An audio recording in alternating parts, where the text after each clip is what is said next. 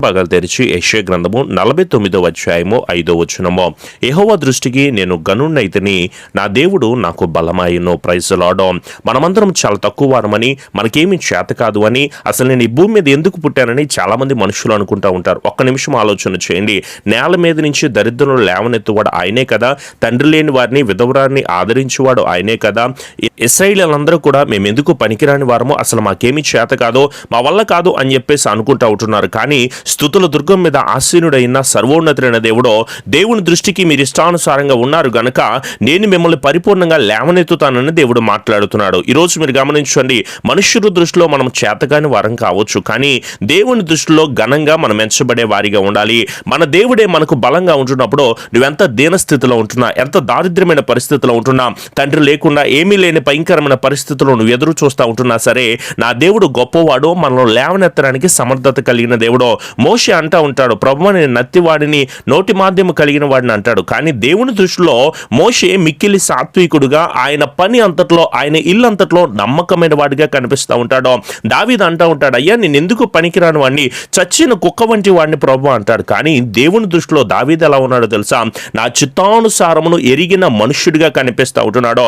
సొలొమోను అంటాడు, ప్రభువా నాకు అంత జ్ఞానం లేదు, నాకు అంత తెలివి లేదు, నా బుద్ధి కూడా చాలా తక్కువ ప్రభువా అంటే, దేవుడు అంటాడు, నీ వంటి వాడు నీకు ముందు గాని నీ తర్వాత గాని లేకుండా నిన్ను హెచ్చిస్తాను అని చెప్పేసి సొలొమోనుతో దేవుడు మాట్లాడుతూ ఉంటాడు. బాప్తిసమిచ్చి యోహాన్ అంటాడు, ప్రభువా యేసయ్యా నీ చెప్పులు మోయిటికైనా నేను యోగ్యుని కాదయ్యా అంటే, దేవుడు అంటాడు ప్రభు దృష్టిలో గొప్పవాడిగా ఉంటున్నాడు, స్త్రీలు కనిన వాళ్ళలో గొప్పవాడిగా కనపడుతున్నాడు యోహాను. ఈరోజు వాక్యం వింటున్న బిడ్డలారా, మీ స్థితిని, మీ పరిస్థితిని దేవాది దేవునికి తెలుసు.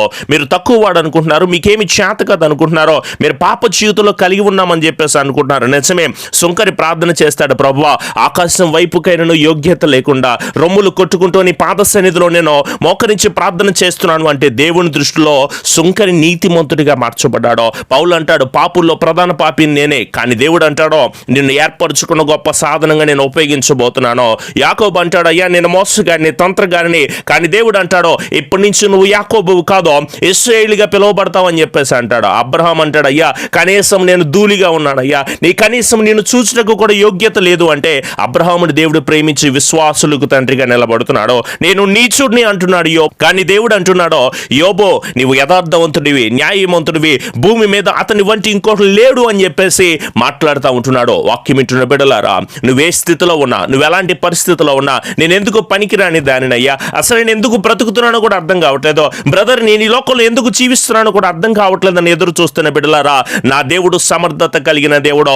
నీవు నీ దృష్టిలో చిన్నవాడివి కావచ్చు, సమాజం దృష్టిలో చిన్నవాడివి కావచ్చు, భర్త భార్య బిడ్డల దృష్టిలో నువ్వు చిన్నవాడివి కావచ్చు, ఎందుకో పనికిరాని వాడివిగా కనిపిస్తూ ఉండొచ్చు, కానీ నా దేవుని దృష్టిలో మీరు మాత్రమో సమర్థత కలిగిన బిడ్డలు. ఎవరైతే ఆయన యందు విశ్వాసం ఉంచుతారో, ఎవరు ఎందైతే ఆయన వాక్యము నిలిచి ఉంటుందో, ఎవరైతే ఆయన ప్రకారంగా జీవించాలని ఆశపడతా ఉంటారో, ఆయన లేవనెత్తడానికి సమర్థత కలిగిన దేవుడై ఉన్నాడు. ఎందుకంటే ఇశ్రాయేలీయులందరూ మేము బానిసలమయ్యా, ఎందుకు పనికిరాని వారమయ్యా అంటే, కానీ వారు సర్వోన్నతుడైన దేవునికి మొర్ర పెట్టుకుంటే ఆకాశము నుంచి మన్నాను కురిపించి నడిపించలేదా, వాళ్ళని బండ నుంచి నీళ్ళను పుట్టించి వాళ్ళ దప్పిక తీర్చలేదా, పగలు మేఘస్తంభమే రాత్రి అగ్నిస్తంభమే ఇశ్రాయేలీయులందరినీ నడిపించలేదా, ఇశ్రాయేలీయుల స్తుతుల మీద ఎరికో గోడలన్నింటినీ కోల్చలేదా, కానాను యాత్రలో 40 సంవత్సరాలు వారి బట్టలు పాతగిల్లిపోకుండా, వారి చెప్పులు అరిగిపోకుండా వాళ్ళందరినీ కూడా నడిపించలేదా. ఒక నోవహ కుటుంబానైనా, ఒక యెహోషువ కుటుంబానైనా, ఏష్కేలు, ఇష్కియా, ఏలియా, దానియేలు, బైబిల్లో ఉంటున్న ఏ కుటుంబానైనా సరే దేవుడు తన హస్తం పట్టుకుని నడిపించాడో.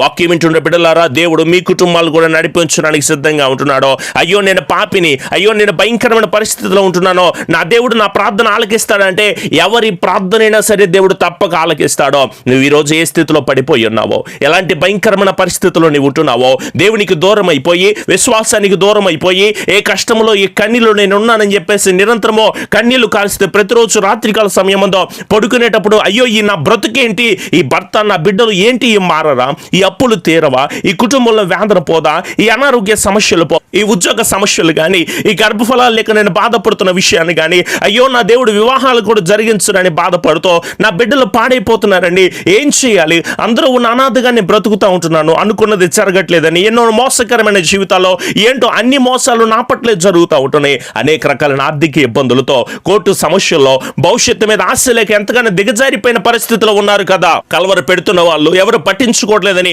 దిగులు పడుతున్న భయంకరమైన స్థితిలో ఉంటున్న మీ అందరికీ కూడా నా దేవుడు పిలుస్తున్నాడో. నశించిన దాన్ని వెతికి రక్షించడానికి ఈ భూమి మీదకి వచ్చాడు ఆయన.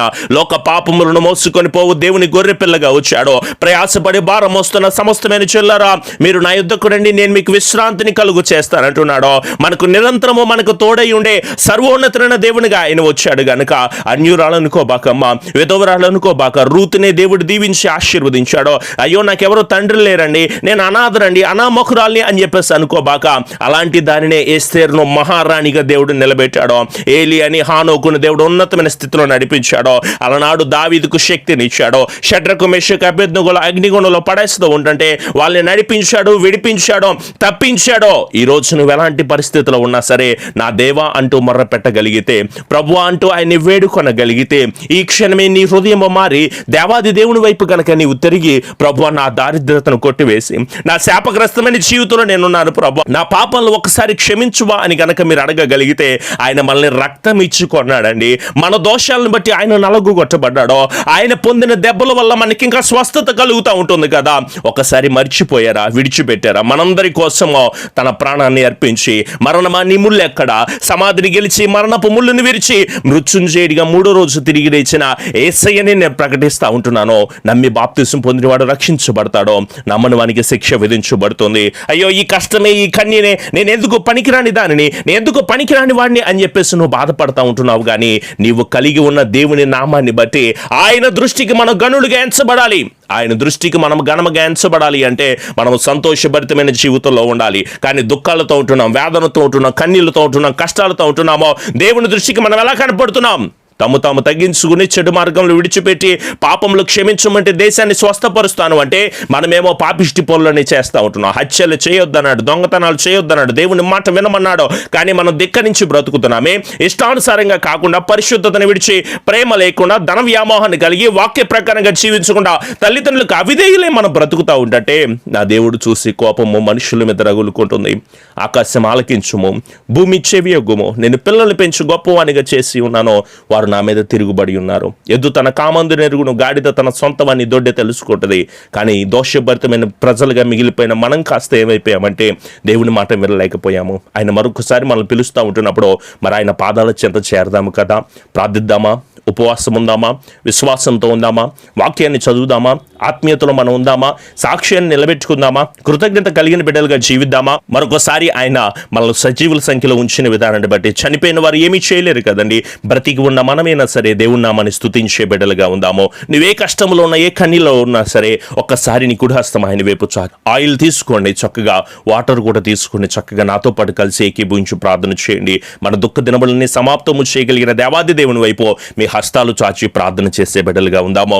కృపా సత్య సంపూర్ణుడా, మా గొప్ప దేవా, మీ దృష్టికి మేము గనులుగా ఎంచబడుతున్నాము తండ్రి. ఈ లోకములో ఎవరికి ఘనంగా మేము ఘనహీనంగా ఎంచబడినా పర్లేదు నాయన, కానీ మీ దృష్టిలో మేము గనులుగా ఎంచబడడానికి నీవే మా బలము తండ్రి, నీవే మా శక్తి దేవా. ఇహలోకంలో మనుషులను నమ్ముకుంటే అది ముంచేసేవారిగా, మాట ఇచ్చి తప్పేవారిగా కనిపిస్తున్నారు. కానీ మీ ఎడల మేము నమ్మిక కలిగి ఉన్నాము దేవా. బిడ్డలందరి పట్ల మీ కృప, మీ దీవెన, మీ ఆశీర్వాదం బిడ్డలకు మీరు దయచేయండి. ప్రతిరోజు మీ వాక్యము ద్వారా బిడ్డల్ని మీరు మరుగుపరుచుకుని మీరు మాట్లాడుతున్నందుకు మీకు స్తోత్రములు నాయన. విదేశాల్లో ఉంటున్న బిడ్డలకు క్షేమాన్ని మీరు దయచేయండి. మా దేశంలో ఉంటున్న బిడ్డలందరికీ, వైద్యులకు, పోలీసులకు, కార్మికులకు, ప్రభుత్వాలకు మంచి జ్ఞానాన్ని మీరు దయచేయండి ప్రభువా.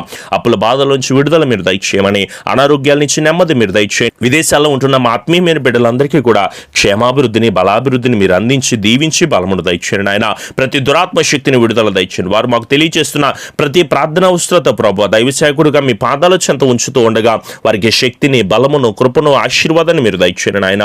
మందిర నిర్మాణాలన్నిటి విషయంలో మీ సహాయాన్ని మీరు మాకు అందించి బలమును దయచేసి స్థిరపరిచి కృప దయచేయండి నాయన. ఉదయకాలపు 6 గంటల లైవ్ కార్యక్రమంలో మీరు మాకు తోడై ఉండి మీ వాక్యము ద్వారా బిడ్డలకు మీరు అందించి ఆశీర్వదించండి తండ్రి. అలాగే 9 గంటల లైవ్ కార్యక్రమంలో రాత్రికాల సమయంలో మీరు మాకు తోడై ఉండి ప్రతి కుటుంబం గురించి ప్రార్థించడానికి మీ కృప, మీ దీవెన, మీ ఆశీర్వాదం, బలం మీరు దయచేయమని, నెమ్మదితో సమాధానం దయచేయమని, ప్రతి కుటుంబం బట్టి ప్రార్థన చేస్తూ విడుదల పొందుకోవాలని ఆశ కలిగి ఉండగా నెమ్మదిని, సమాధానాన్ని బిడ్డల కుటుంబాలు అనుగ్రహించి ఆశీర్వదించమని మా ప్రియ రక్షకుడైన యేసు నామములో అడుగుచున్నాము తండ్రి. ఆమేన్. మీ ప్రార్థన అవసరతలు మాకు తెలియచేయండి. తప్పకుండా వాటన్నిటి విషయమే ఎల్లప్పుడు కూడా ప్రార్థన చేసేవారిగా ఉంటాము. ఈ ఛానల్ని సబ్స్క్రైబ్ చేసుకోండి. సబ్స్క్రైబ్ చేసుకుని వారు తప్పకుండా మీ స్నేహితులకి, బంధువులకి తప్పకుండా తెలియచేయండి. ప్రతిరోజు ఉదయం 6 గంటలకు ఉదయకాలపు దేవుని స్వరం అనే లైవ్ కార్యక్రమం వస్తుంది. తప్పకుండా పార్టిసిపేట్ చేయండి. అందరం కూడా కలిసి ప్రతి కుటుంబం గురించి ప్రార్థన చేసే బిడ్డలుగా ఉందాం. అలాగే ప్రతిరోజు రాత్రికాల సమయం 9 గంటలకు కుటుంబ ప్రార్థన లైవ్ కార్యక్రమం వస్తుంది. తప్పకుండా వీక్షించండి. దేవుడు మిమ్మును మీ కుటుంబాలు దీవించి ఈ పరిచర్యకి సహకారులుగా ఉంటున్న ప్రతి కుటుంబాన్ని కూడా దేవుడు ఆశీర్వదించి బలాభివృద్ధిని దయచేయబడును గాక. ఆమెన్.